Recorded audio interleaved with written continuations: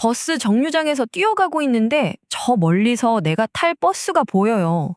아, 다행이다 싶었는데 야속하게도 버스가 그냥 쌩 하고 지나가 버리는 경험 다들 한 번쯤 있으시죠? 진짜 허탈하고 화도 나고 그 순간 우리는 자연스럽게 운전석 쪽을 쳐다보게 되잖아요. 근데 말이죠. 이 문제를 그냥 기사님이 불친절하네? 이렇게 한 사람 탓으로만 돌리는 게 과연 맞을까요? 어쩌면 이 익숙한 불만 뒤에는 우리가 미처 보지 못했던 어떤 거대한 시스템의 문제가 숨어 있을지도 모릅니다. 네, 손 흔들어야 타는 버스. 최근에 온라인에서 정말 뜨거웠죠. 승객은 승객대로, 운전자는 운전자대로 할 말이 많았어요. 이 오래된 갈등, 대체 어디서부터 꼬인 걸까요? 지금부터 그 실타래를 하나씩 풀어보겠습니다. 사실 언론에서는 좀 자극적인 사례만 보여주면서 난폭 운전, 불친절한 기사 이런 식으로만 이야기할 때가 많잖아요. 근데 막상 운전대를 잡고 계신 기사님들의 진짜 이야기를 들어보면요. 이게 단순히 개인의 성격 문제가 아니더라고요. 그분들을 막 벼랑 끝으로 내모는 어떤 구조적인 문제가 있었던 거죠. 자, 그렇다면 운전 기사님들이 그렇게 서두를 수밖에 없는 진짜 이유는 뭘까요? 불친절이라는 껍데기 안에 숨겨진 진짜 원인들 한번 제대로 파헤쳐 보겠습니다. 가장 큰 원인, 네, 바로 이겁니다. 살인적인 배차 간격. 운행 시스템에서는 1분 1초가 다 기록되는데 도로 상황은 언제 어떻게 막힐지 아무도 모르잖아요. 이게 기사님들한테는 정말 엄청난 심리적 압박이거든요. 아, 빨리 가야 하는데 이 강박에 사로잡히다 보면 결국 승객의 안전을 위협하는 무리한 운전으로 이어지고 이게 계속 악순환이 되는 거죠. 노선 자체가 좀 비현실적으로 짜여 있는 것도 문제예요.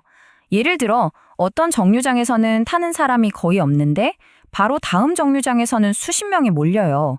이러면 기사님 입장에서는 정해진 시간을 맞추려고 어쩔 수 없이 선택과 집중을 해야 하는 그런 딜레마에 빠지는 겁니다.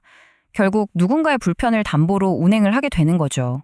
여기에다 길이 꽉 막혔을 때 숨통이라도 좀 트여줄 버스 전용차로나 우선 신호 같은 기본적인 인프라조차 부족하다면 어떨까요?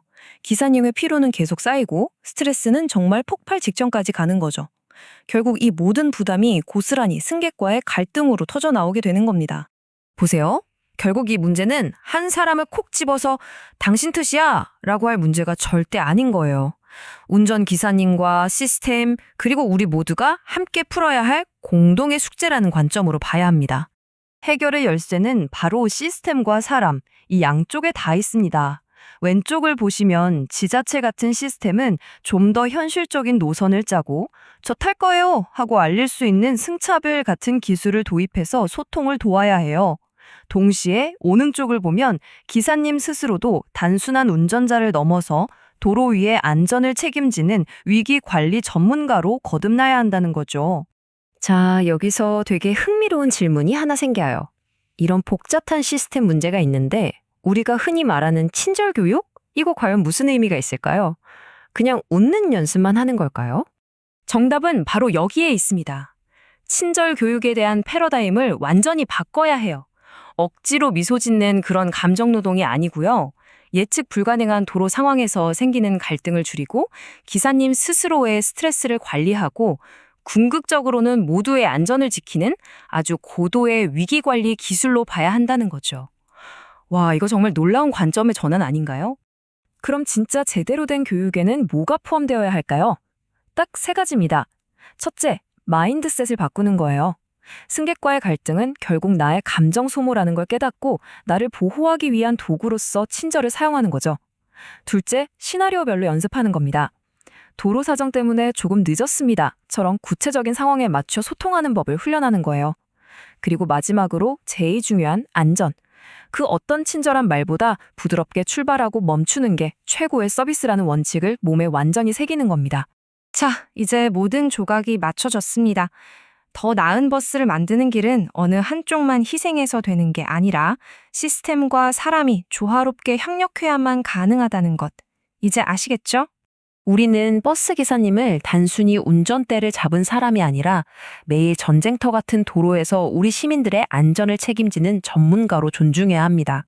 우리 사회가 먼저 기사님들이 겪는 이런 구조적인 어려움을 이해하고 지지해 줄 때 기사님들 역시 승객의 안전을 최우선으로 생각하는 전문가 의식을 발휘할 수 있을 겁니다.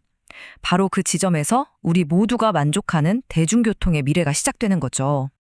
오늘 이야기의 핵심을 관통하는 한 문장입니다. 화려한 인사보다 승객이 넘어지지 않도록 부드럽게 출발하는 것. 이것이야말로 안전과 친절이 하나가 되는 순간이고 또 우리가 함께 만들어 가야 할 버스의 새로운 모습이 아닐까요?